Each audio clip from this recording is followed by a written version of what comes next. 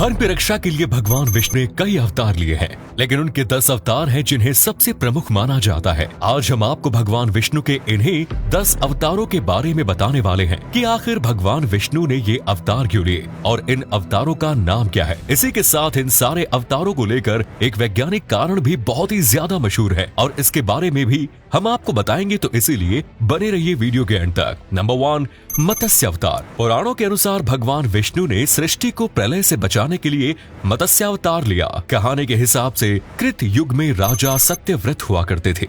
राजा सत्यव्रत एक दिन नदी में स्नान कर जलांजलि दे रहे थे। अचानक उनकी अंजलि में एक छोटी सी मछली आई। उन्होंने देखा और सोचा वापस सागर में डाल दूं, लेकिन उस मछली ने बोला कि आप मुझे सागर में मत डालिए वरना बड़ी मछलियां मुझे खा जाएंगी। तब राजा सत्यव्रत ने मछली को अपने कमंडल में रख लिया तो मछली तुरंत बड़ी हो गई। तो राजा ने उसे अपने सरोवर में रखा। तब देखते ही देखते मछली और बड़ी हो गई। राजा को समझ आ गया कि ये कोई साधारण जीव नहीं है। राजा ने मछली को अपने असली स्वरूप में आने की प्रार्थना की। राजा की प्रार्थना सुन 4 भुजाधारी भगवान विष्णु उनके सामने प्रकट हो गए और उन्होंने कहा कि ये मेरा मत्स्यावतार है। और इसके बाद भगवान ने सत्यव्रत से कहा कि आज से 7 दिन बाद प्रलय आने वाला है। अब तुम्हारे पास मेरी इच्छा शक्ति से एक नाव आएगी। तुम सप्त ऋषियों, औषधियों, बीजों व प्राणियों के सूक्ष्म शरीर को लेकर उसमें बैठ जाना।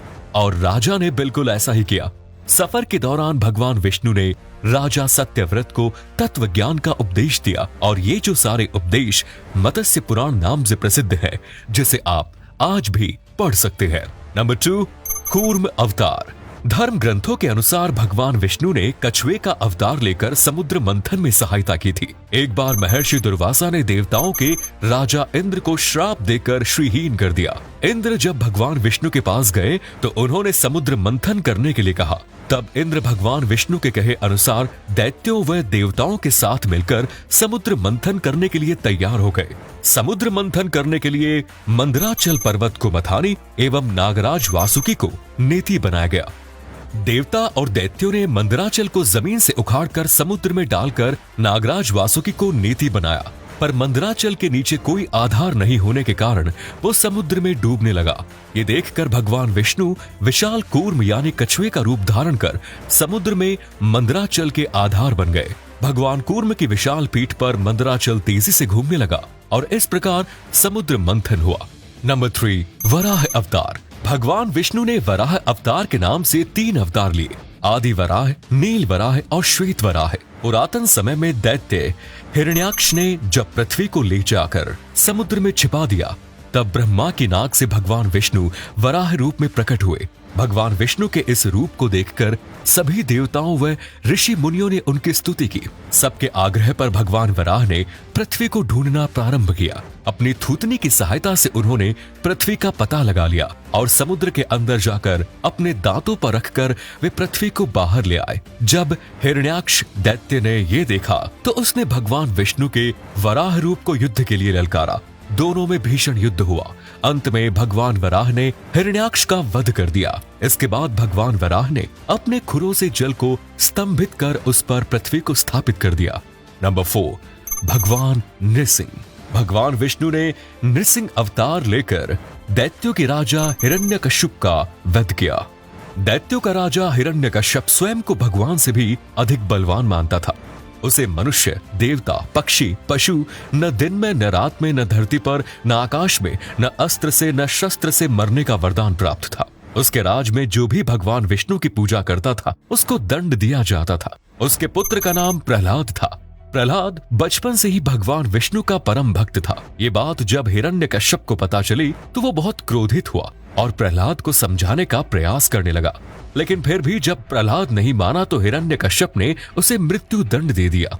हर बार भगवान विष्णु के चमत्कार से वो बच गया। जब हिरण्यकश्यप खुद प्रहलाद को मारने ही वाला था तब भगवान विष्णु नृसिंह का अवतार लेकर खंबे से प्रकट हुए और उन्होंने अपने नाखूनों से हिरण्यकश्यप का वध किया। नंबर 5, वामन अवतार। सत्य युग में प्रहलाद के पौत्र दैत्यराज बलि ने स्वर्ग लोक पर अधिकार कर लिया। सभी देवता इससे बचने के लिए भगवान विष्णु के पास गए। तब भगवान विष्णु ने कहा कि मैं स्वयं देव माता अदिति के गर्भ से उत्पन्न होकर तुम्हें स्वर्ग का राज्य दिलाऊंगा। कुछ समय पश्चात भगवान विष्णु ने वामन अवतार लिया। एक बार जब बलि महान यज्ञ कर रहा था, तब भगवान वामन बलि की यज्ञशाला में गए और राजा बलि से 3 पग धरती दान में मांगी। भगवान वामन ने विशाल रूप धारण कर एक पग में धरती और दूसरे पग में स्वर्ग लोक नाप लिया। जब तीसरा पग रखने के लिए कोई स्थान नहीं बचा, तो बलि ने भगवान वामन को अपने सिर पर पग रखने को कहा। बलि के सिर पर पग रखने से वो पाताल लोक पहुंच गया। बलि की दानवीरता देखकर भगवान ने उसे पाताल लोक का स्वामी भी बना दिया। नंबर 6, परशुराम अवतार। परशुराम भगवान विष्णु के प्रमुख अवतारों में से एक थे। प्राचीन समय में महिष्मती नगरी पर शक्तिशाली हैयवंशी क्षत्रिय कार्तवीर्य अर्जुन का शासन था। वो बहुत अभिमानी था और अत्याचारी भी। एक बार अग्निदेव ने उससे भोजन कराने का आग्रह किया। तब सहस्त्रबाहु अर्जुन ने घमंड में आकर कहा कि आप जहां से चाहे भोजन प्राप्त कर सकते हैं, सभी ओर मेरा ही राज है। तब अग्निदेव ने वनों को जलाना शुरू किया।